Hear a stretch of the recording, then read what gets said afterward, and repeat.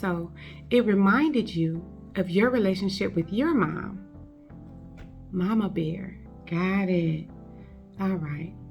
And she treated your sister bear, much better than she treated you because you look more like Papa Bear than Sister Bear did. Got it. So it's a very similar dynamic, I see.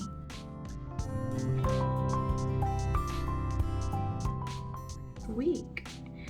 So let's get right into it, okay? Last week, we discussed how difficult it is for you to say no.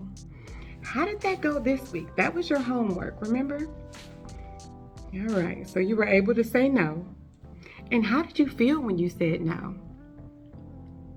All right, it's new. It takes some getting used to. It becomes easier and easier, trust me.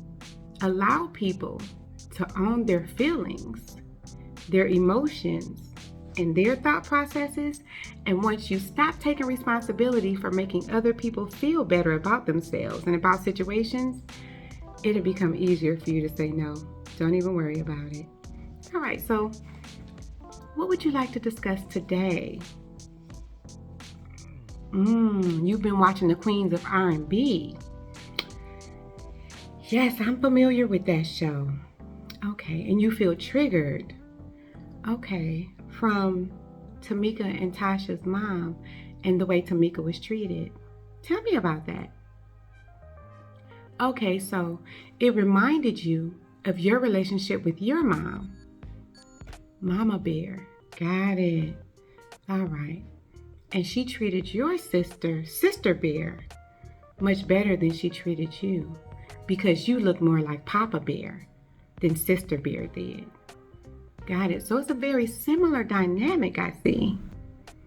And so you want to know today how you can begin to process this and how you can move forward without feeling as triggered. All right, got it. So let's unpack it.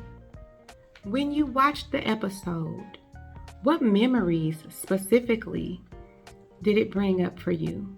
So the issue you would like to process today is how you had to come home, clean up after your mom, your dad, and your siblings. They didn't leave you any dinner. Okay, so you had to eat what? Okay, the lunch that you brought home from school, the bag lunch, okay, the free lunch that they gave you at school, but everyone else had pizza. No one saved you a slice of pizza. And you got in trouble because you were disappointed. So you weren't allowed to feel your feelings about the situation. I got it. All right.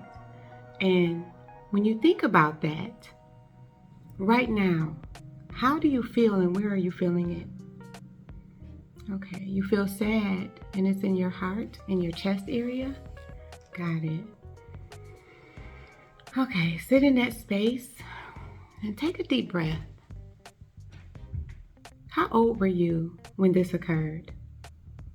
Okay, so it happened often, but this time, when they had the pizza on this day, you were 12. Got it. We talked about core beliefs before. And we talked about your feelings of worthlessness. Do you think there's a correlation between how you were treated and feeling worthlessness sometimes in your life? All right. So here's an activity that I want you to do. What do you wish had happened that day for 12-year-old Boundary? So it would have been nice for you to get a ride home, for you to enjoy pizza, even if it was left in the microwave for you, correct?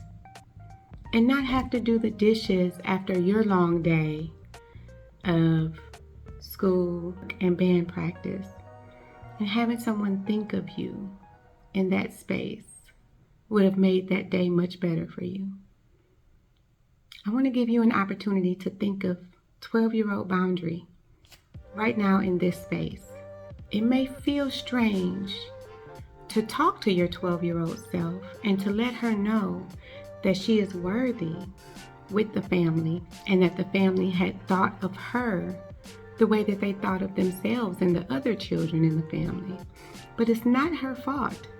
There's nothing 12-year-old Boundary did or could have done to change that scenario back then.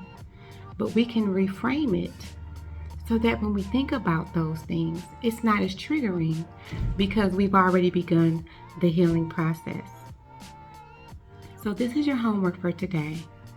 Write a letter to 12-year-old Boundary, telling her everything that you wish you had known when you were 12 years old. And we'll process it next week. Okay? All right, Boundary. I'll see you later. You have a good day. When you're triggered by something and there is a direct connection, whether you can remember what it is or not, it's good to stop, sit in that space, identify what you feel, and process it out. Usually by writing something down, talking to someone, and unpacking exactly what you feel, where you feel it, and why you feel that way, usually that would help you to begin your healing process. If you feel triggered by a childhood trauma, speak to somebody today. Make an appointment. Write in your journal. Do whatever it is that you need to do to start your healing process because you are worth it. That's my 2 cents. Take it or leave it. It's free.